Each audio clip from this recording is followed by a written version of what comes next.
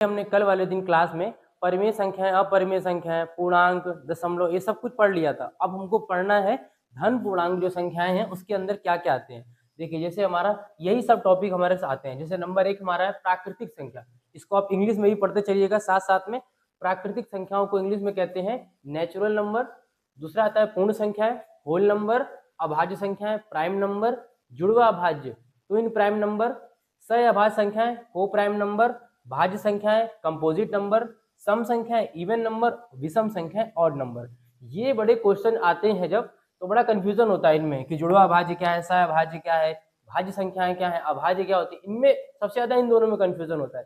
तो इस वीडियो में हम ये जितने भी कंफ्यूजन वाले पार्ट हैं ये सब हम आज एक ही वीडियो में कवर कर देंगे। ठीक है, अब स्टार्ट करते हैं, एक एक स्टार्ट करेंगे। जैसे पहले शुरू करेंगे नेचुरल नंबर किसे कहते हैं, सभी की हम परिभाषा भी साथ में बताते चलेंगे, एग्जाम्पल ही बताते चलेंगे।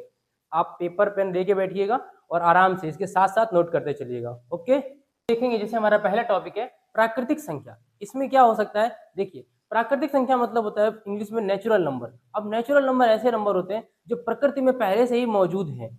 अब अगर हम बात करें कि इनकी खोज कैसे हो रही है, बात कैसे हो रही है, 2 मिनट लगेगा, इसकी स्टोरी अगर समझ लेंगे तो ये परमानेंट हमको याद हो जाएगा। जैसे पहले के मानव गणना कैसे करते होंगे, उनको तो नहीं पता होगा कि 1 ऐसे बनता है, 2 ऐसे ही बनता है, 3 ऐसे ही बनता है, 4 ऐसे बनता है, ये सब उनको पता नहीं होगा, ये बहुत बाद में खोज किया गया होगा।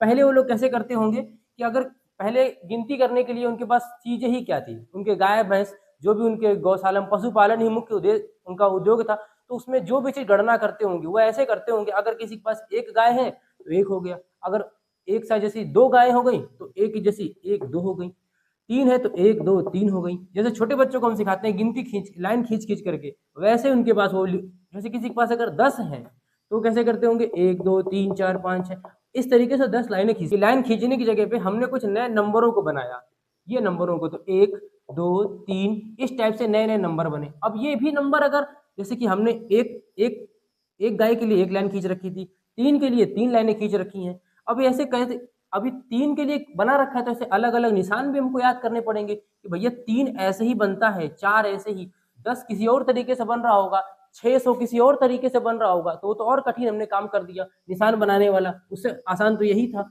लेकिन इसके लिए हमने फिर नया खोज किया कि नहीं भाई, हमको अगर एक जीरो अगर हमको मिल जाए और नंबरों को हम रिपीट करने लगे बार बार, तो हमको इन्हीं नंबरों से काम हो जाएगा।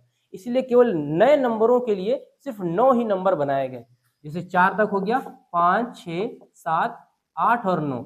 10 के लिए देखा होगा आपने कि 1 आता है फिर उसके साथ में एक जीरो आ जाता है, तो 1 और 0 10 हो जाता है। फिर 1 को एक बार दोबारा रिपीट करते हैं तो 11, 1 इसके साथ आएगा तो 12, 1 जब इसके साथ आएगा तो 13। अब एक एक करके जब पूरे 9 तक हो जाते हैं उसके बाद बारी आती है 2 की, 2 जीरो के साथ रिपीट होने लगता है। कुछ इस तरीके से उन्होंने कुछ गणनाएं की होंगी, और बनाते बनाते जब भी जीरो जब तक शामिल नहीं था तब तक गणना करने में दिक्कत थी, और जैसे ही जीरो शामिल हो गया तो संख्याएं पूरी पूरी बनने लगी। जब संख्याएं पूरी बनने लगी तो उसी को बोलते हैं पूर्ण संख्या। तो इसका मतलब ये है कि जब जीरो शामिल हुआ तभी से पूर्ण संख्याएं बनी। इसका मतलब पूर्ण संख्याओं में सबसे ज्यादा योगदान जीरो का होगा। प्राकृतिक संख्याएं भी हैं लेकिन पूर्ण संख्याएं तब बनेंगी जब उसमें जीरो शामिल हो जाएगा। अब इसके एग्जाम्पल हम अगर देख लेंगे प्राकृतिक संख्याओं के, इसकी अगर परिभाषा देखें पहले तो, जो प्रकृति में मौजूद है, जो प्रकृति में मौजूद है उन्हें क्या कहेंगे हम, प्राकृतिक संख्या। अब प्रकृति में सभी कुछ मौजूद है, जीरो हमने अलग से लाया हुआ है, इसलिए जीरो ही केवल पूर्ण संख्या में आएगा, बाकी सभी संख्याएं हमारी प्राकृतिक संख्या में चली जाएंगी। इसके एग्जाम्पल क्या क्या हो जाएंगे, 1 2 3 4 डॉट डॉट डॉट डॉट, कहां तक जा सकते हैं हम, अन्य बात नहीं। आपको ये समझ में आ गया होगा, इसकी थ्योरी समझ में आ गई होगी, इसका एग्जाम्पल समझ में आ गया होगा। अब हम नेक्स्ट टॉपिक देखें। ओके, स्टार्ट करते हैं। जैसे कि हमारा है पूर्ण संख्या, दूसरा टॉपिक है पूर्ण संख्या। पूर्ण संख्या इंग्लिश में कहते हैं होल नंबर। अभी आपको बताया था जब प्राकृतिक संख्याओं में हमने जीरो को शामिल कर लिया तो क्या बनने लगी, हमारी पूर्ण संख्या। हमारे प्राकृतिक संख्याओं के एग्जाम्पल हमको याद ही होंगे, 1 2 3 4 5, कहाँ तक है, अनंत तक अगर चले गए तो ये हमारी प्राकृतिक संख्या है। इसमें अगर हमने जीरो को शामिल कर लिया, जीरो से लेकर लिखने लगे तो ये हमारी पूर्ण संख्याएं बन गई। ठीक है, अब हम दूसरा टॉपिक देखेंगे इसी के साथ, जो अभाज्य संख्याओं का था। अभाज्य संख्याएं वही होती हैं, ऐसी संख्याएं जो किसी से ना कटें, केवल अपने आप से कटें। दूसरे शब्दों में ये कहेंगे, ऐसी संख्याएं जो किसी अन्य संख्या से विभाजित नहीं होती हैं, केवल अपने आप से होती हैं, और एक बात और, कोई भी नंबर एक से विभाजित हो जाता है, कैसे ये आप समझेंगे। जैसे 2 में अगर 1 का भाग देंगे तो क्या होगा, 1 दूनी 2, 2 आ जाएगा। 3 में भाग दे देंगे तो 1 तिहाई 3, 3 आ जाएगा। मतलब एक जो होता है वो किसी में भी भाग दे सकता है, एक संख्या किसी में भाग दे सकती है, वही नंबर वो रिपीट कर देता है। जैसे 600 में अगर हम भाग देंगे 1 का तो भी चला जाएगा, ठीक है। तो एक ऐसी संख्या है जो सभी में भाग चली जाती है, ठीक है। तो एक तो सब में हो गया, हमारा कॉमन हो गया। तो एक हम नहीं भी लिखेंगे तो भी चलेगा, एक सब में ही, एक सबका गुणनखंड होता है, सभी का भाग हो सकता है, सभी का वो पार्ट है एक, ठीक है। अब हम देखेंगे प्राइम संख्याओं के उदाहरण देख लेंगे। किसी से ना विभाजित हो, विभाजित हो। अब किसी से नहीं होगी, इसका मतलब केवल अपने आप से होगी। किसी से नहीं होगी, केवल अपने आप से होगी। किसी से ना हो, केवल एक तथा अपने आप से, अपने आप से विभाजित हो, इसकी एक दूसरी परिभाषा और होती है, वैसी संख्या जिनके केवल 2 गुणनखंड हो। वैसी संख्या जिनके केवल 2 गुणनखंड हो, जिनके केवल 2 गुणनखंड हो। अब ये सबसे बड़ा सवाल आता है कि गुणनखंड का मतलब क्या होता है। अभी समझ लीजिए, गुणनखंड का मतलब होता है टुकड़ा, ठीक है, टुकड़ा। किसी के अगर 2 पार्ट हैं उसको 2 टुकड़े कहेंगे, ठीक है ना। अगर ये बोल रहा है कि वैसी संख्या जिसके केवल 2 टुकड़े हों, दो ही हम टुकड़े कर सके, उसे क्या बोलेंगे हम लोग, अभाज्य संख्या कहेंगे। उसके उदाहरण क्या क्या हो जाएंगे, इसके उदाहरण हो जाएंगे 2, 3, 5, 7, 11, 13, 17, 19, ऐसे ऐसे करके अनंत तक जाते हैं, ठीक है। अब इसमें इसकी हम सिद्ध करके देख लेते हैं कि कहीं दो गुणनखंड है भी कि नहीं, ये हटा देते हैं टुकड़ा वाला शब्द, ठीक है। अब देख लेते हैं, जैसे हम संख्या ले लेते हैं, यहाँ पे संख्या, यहाँ 5 को ही देख लेते हैं यहीं पे। जैसे इस 5 में अगर हम भाग देंगे तो किसका किसका भाग जाएगा, एक तो सब में चला जाता है, एक सबका चला जाता है भाग। 2 से जाएगा क्या, नहीं जाएगा। 3 से भी नहीं जाएगा। 4, 5 से चला जाएगा, यानी कि 5 में केवल 1 से भाग जाएगा और 5 से भाग जाएगा। तो इस संख्या के केवल 2 टुकड़े हैं, तो ये क्या होगी, एक अभाज्य संख्या हो जाएगी। किसी का भी देख लेते हैं, 13 का देख लेते हैं। 13 में किसका भाग जाएगा, केवल 1 का जाएगा और किसका जाएगा बताइए, केवल 13 का ही तो जाएगा और किसी संख्या का नहीं जाएगा। इसका मतलब कि 13 की केवल 2 गुणनखंड है, इसका मतलब 13 भी एक अभाज्य संख्या होगी। इस परिभाषा में ये फिट हो रही है एग्जाम्पल के साथ। इसके बहुत सारे एग्जाम्पल होते हैं, समय समय पे आपको बताया जाएगा, ठीक है। अभी तो एग्जाम्पल में हमने थोड़े से ले रखे हैं, बहुत सारे होते हैं। हमको मुख्य रूप से अभाज्य संख्याएं केवल 100 तक याद करनी है, सिर्फ और सिर्फ 100 तक। 1 से लेकर 50 तक केवल 15 होती हैं, और 1 से लेकर के 100 तक 25 होती हैं। सिर्फ हमको 25 संख्या याद करनी है, पेपर में इन्हीं से क्वेश्चन बनते हैं और इतने में ही काम हो जाता है हमारा, ठीक है। केवल इतने हम याद कर लेंगे तो हमारे सभी प्रकार के क्वेश्चन बन जाएंगे जो अभाज्य संख्याओं से संबंधित होंगे। अब हम नेक्स्ट देखेंगे भाज्य संख्याएं। ओके, अब हम देखेंगे हमारी भाज्य संख्याएं। भाज्य संख्याएं अभाज्य की जस्ट उल्टी होंगी।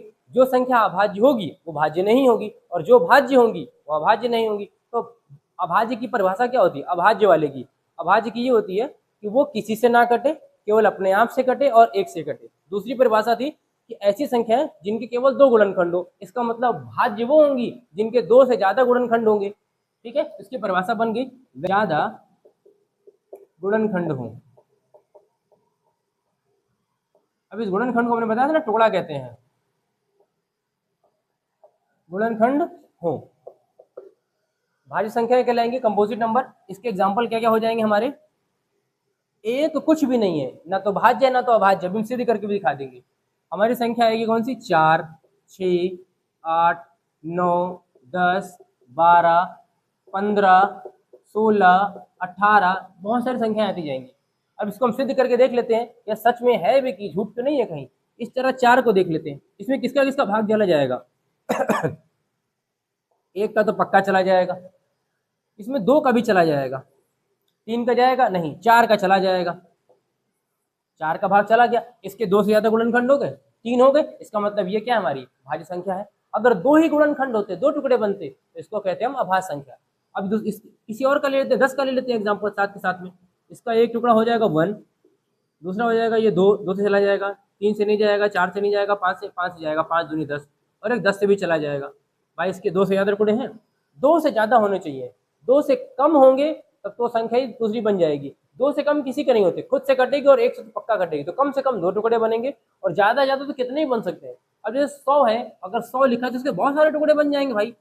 100 में 1 से भी जाएगा, 2 से भी जाएगा, 5 से भी जाएगा, 10 से भी जाएगा, 20 से भी जाएगा, 25 से भी जाएगा, अरे बाप रे 50 से भी जाएगा, 100 से भी जाएगा। ये तो बहुत सारे इसके टुकड़े बन गए। तो 100 भी एक हमारी भाज्य संख्या है। अभाज्य की कंडीशन क्या होती है कि वो किसी से ना कटे, केवल 2 ही गुणनखंड हो, एक खुद हो और एक को लेकर घूमता हो। ये आपको समझ में आ गया होगा भाज्य संख्याओं के एग्जाम्पल। अब हम हटा देते हैं इसको। अच्छा, एक छोटा सा एग्जाम्पल हमारा ये था, एक क्या है, एक जो संख्या एक है ये क्या है, ये भाज्य है या हमारी ये अभाज्य है। चेक करके देख लेते हैं।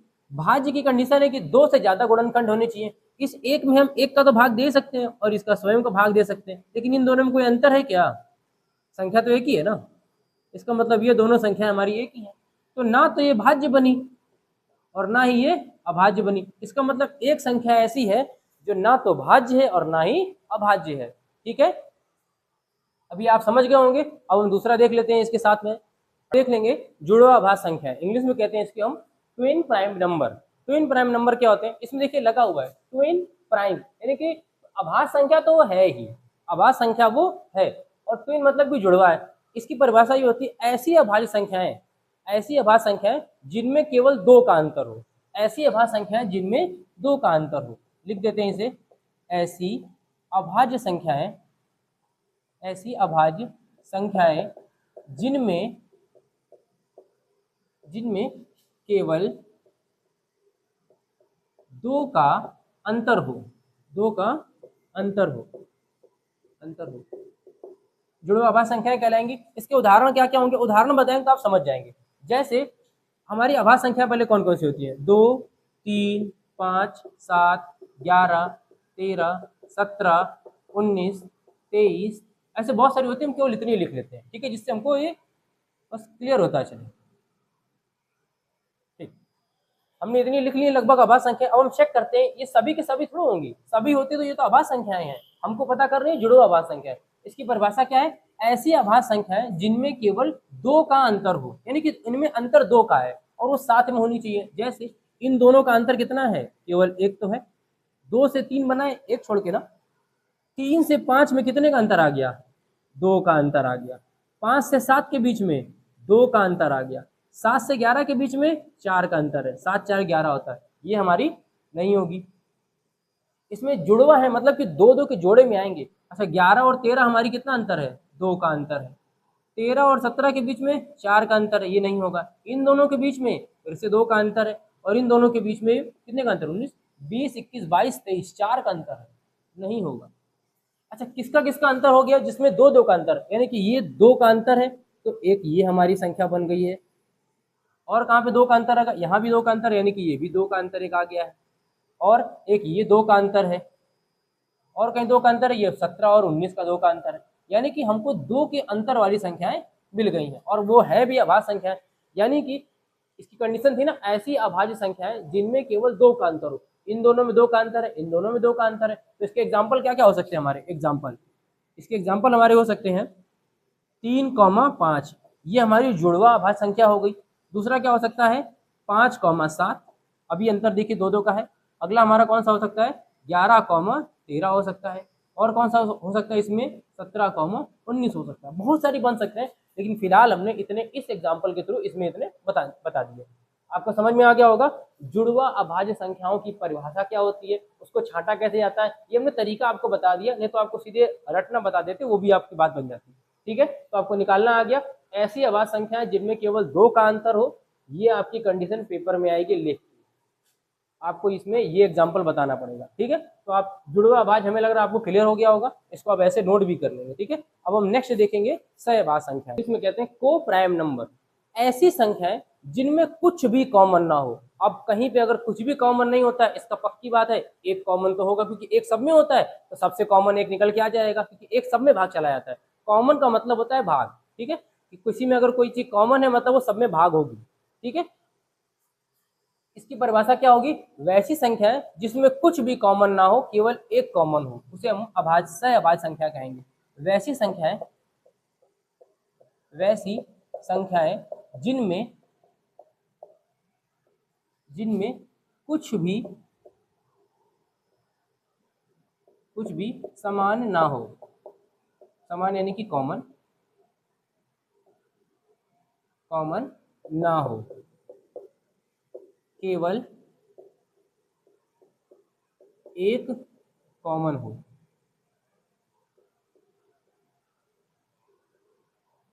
एक कॉमन हो, उसे क्या कहेंगे हम लोग? उसे कहेंगे हम लोग सह अभाज्य संख्या। एग्जाम्पल के थ्रू बताएंगे तो आप समझ जाएंगे, लेकिन आप परिभाषा एक बार फिर से बोल लीजिए। वैसी संख्या जिसमें कुछ भी कॉमन ना हो, अभी हमने इसमें प्राइम संख्या नहीं बोली है, ऐसी संख्या है जिसमें कुछ भी कॉमन ना हो। प्राइम संख्या वो हो चाहे ना हो, लेकिन व्यवहार करेगी प्राइम संख्या की तरह। अभाज्य संख्याओं का यही तो होता है कि वो कुछ भी कॉमन नहीं होते, केवल अपने आप से कटते हैं, और या तो एक से कटते हैं। एक से कट रहा है और अपने आप से कट रहा है, इसका मतलब उसमें कोई कॉमन चीजें नहीं है। वैसे इसमें भी ये भी वो संख्याएं होंगी जो अभाज्य संख्या हो या ना हो, उससे कोई मतलब नहीं है, लेकिन उन दोनों में कुछ भी चीज कॉमन नहीं होगी। अच्छा, एक बात और, जितनी भी ये संख्याएं होती ना, सब लगभग अगल बगल वाले ही होते हैं। जैसे लगभग वाले, सारे नहीं। जैसे कि हम 2 और 3 ले लें, ये हमारी सहभाज्य संख्या होंगी। इसमें क्योंकि कुछ भी कॉमन नहीं है, क्या कॉमन है? केवल एक ही तो कॉमन है। एक इसमें कॉमन होगा, एक इसमें कॉमन होगा। क्लियर है? एक ये भी हो सकता है 4,5, 6,7, 8,9। लो, ये सारी संख्याएं बन गई हमारी। ये सारी की सारी हमारी संख्याएं कैसी बन सकती है हमारी? ये भी हमारी को प्राइम नंबर है, ये भी को प्राइम नंबर है, क्योंकि इन दोनों में कुछ भी कॉमन नहीं, केवल एक कॉमन है। इन दोनों में एक कॉमन है, इन दोनों में भी एक कॉमन है, इन दोनों में एक कॉमन है। अच्छा, ऐसे कैसे पता चल रहा है? अच्छा, 2 और 4 हमारी क्या वो है? नहीं होंगी। क्यों? क्योंकि दो के टुकड़े बना दें हम, एक और इसका दूसरा टुकड़ा बनेगा 2। 4 के क्या क्या टुकड़े होंगे? एक होगा एक, 2 होगा दूसरा, और तीसरा होगा खुद 4। तो इसमें 2 चीज तो कॉमन मिल गई ना, यानी कि इसमें 2 और 1 कॉमन है, इन दोनों में भी 2 और 1 कॉमन है, यानी कि 2 और 1 इन दोनों में है। इसका मतलब ये हमारी संख्याएं नहीं है, क्योंकि इसकी पहली कंडीशन है कि वैसी संख्या है जिसमें कुछ भी कॉमन ना हो, और यहाँ तो 2 चीजें कॉमन हो गई है। इसका मतलब ये दोनों हमारा जो जोड़ा है, ये हमारा सह अभाज्य संख्या नहीं है। क्लियर हो गया आप लोगों को? अभी अगर इसके एग्जाम्पल और भी आएंगे तो याद करने की जरूरत नहीं है, बेसिकली याद नहीं करना है। उसमें आप भाग दे के देख लेना कि जो उसमें अगर दोनों में भाग चला जाए मतलब वो नहीं है, केवल एक है ऐसा संख्या है तो सब में भाग चला जाता है, इसलिए वो एक सब में कॉमन होता है। ठीक है, अब हम नेक्स्ट देखेंगे सम संख्याएं। सम संख्या उसे कहते हैं जिसमें केवल 2 का भाग चला जाए, या फिर जिनके लास्ट में कुछ संख्याएं आएंगी, हम लिख देंगे। सम संख्याओं की परिभाषा वैसी होती है, ऐसी संख्याएं जिसमें 2 का भाग चला जाए वो सम संख्याएं कहलाएंगी। इसको लिख देते हैं परिभाषा इसकी। वैसी संख्याएं जिनमें 2 का भाग चला जाए सम संख्याएं होती हैं। चला जाए वो सभी की सभी सम संख्याएं होती हैं। भाग चला जाए सम संख्याएं होती हैं। एक चीज और, जिनके लास्ट में, ऐसी संख्याएं जिनके लास्ट में कुछ संख्याएं आएंगी तो भी पहचान जाएंगे, यानी कि लिख देते हैं वैसी संख्याएं जिनके अंत में अगर आ गया क्या चीज, अंत में 0, 2, 4, 6, 8, अंत में ये 0, 2, 6, 4, 6, 8 संख्याएं आए तो वो क्या होगी? हमारी सम संख्या होगी। तो सम संख्या कहलाती है। अब इसको लिखने की जरूरत नहीं है, तो सम संख्या होंगी, तो वह सम संख्या होंगी। कैसे एग्जाम्पल पता चलेगा? वैसी संख्या जिनमें 2 का भाग चला जाए। एग्जाम्पल इसके क्या क्या होंगे? एग्जाम्पल हमारे होंगे 2, 4, 6, 8, 10 डॉट डॉट डॉट डॉट अनंत तक। इस 2 में 2 का भाग चला जाएगा, 2 एक कम 2। 4 में देखें, 4 2 दूनी 4, 6 में चला जाएगा, 8 में भी चला जाएगा, 10 में भी चला जाएगा, यानी कि इस तरीके की सभी संख्याएं हमारी सम संख्याएं कहलाएंगी। पहली परिभाषा के अनुसार हमने सिद्ध कर दिया। अच्छा, दूसरा हमारा है वैसी संख्या जिनके अंत में 0 2 4 6 8 कुछ भी आ जाए वो हमारी सम संख्या होगी। उदाहरण में देख लेते हैं, जैसे इसका एक उदाहरण हो सकता है 4 4 2 6। ये संख्या हमारी सम संख्या है कि नहीं है पता करना है। तो बताइए, देख के बताइए पहले, 4 4 2 6 ये होगी कि नहीं होगी इस परिभाषा के अनुसार। वैसी संख्या जिसके अंत में ये आना चाहिए, अंत में 6 है, अंत में 6 है, यानी कि ये पूरी की पूरी संख्या हमारी पहचान में ही आगे की सम संख्या होगी, यानी कि 2 से भाग इसमें पक्का चला जाएगा। भाग करके देखिए, अगर हम साइड में अगर 4 4 2 6 इसमें 2 का भाग देके देखते हैं, 2 दूनी 4 2 दूनी 4 2 1 कम 2 2 3 6 पूरी तरीके से चला गया, 2213 आ गया। यानी कि ये हमारी ऐसी संख्या है जो एक सम संख्या है। हमने केवल देख के पहचान लिया, देख के पहचानने का गुण आपके अंदर आ गया होगा, अब सीख गए होंगे आप। लास्ट में हमको सिर्फ ये देखना है, बहुत सारे बच्चों को नहीं आता, 8 क्लास 7 8 तक ये सब खत्म हो चुका होता है, लेकिन कुछ होते हैं जो नहीं पढ़े बेचारे छूट गए, उनके लिए ये है कि ये उनको अब आ गया होगा। ठीक है, अब इसके एग्जाम्पल और भी तो हो सकते हैं, 2 2 3 3 6 4 भी लिख सकते हैं हम लोग, 0 भी है, किसी के लास्ट में अगर 0 आ गया तो देखिए इसमें तो कोई मिल रहा है, 0 ही मिल गया, 0 है मतलब कि बिना भाग दिए बता सकते हैं कि वो हमारी सम संख्या होगी। मतलब अगर सम संख्या है तो मतलब एक कंडीशन ये भी फॉलो होती होगी, वो लास्ट में 2 से भी भाग वो चला जाता होगा। ये आप कंडीशन समझ गए होंगे, इससे बहुत से संबंधित एग्जाम्पल होंगे। अच्छा, एक एग्जाम्पल और ले लेते हैं, 5 5 3 2 3 ये सम संख्या है, ये सम संख्या होगी, नहीं पता, पहचान भी नहीं पा रहे ना, तो एक काम करते हैं, लास्ट की संख्या देखते हैं। लास्ट में हमारा 3 आ रहा है, 3 इसमें है नहीं है, या तो पूरा भाग देके देखो, इसमें 2 से पकड़ लो, भाग देके देख लो, या फिर लास्ट में देख लेंगे इनमें से कोई संख्या मिल रही है, अगर नहीं मिल रही है तो वो सम संख्या होगी।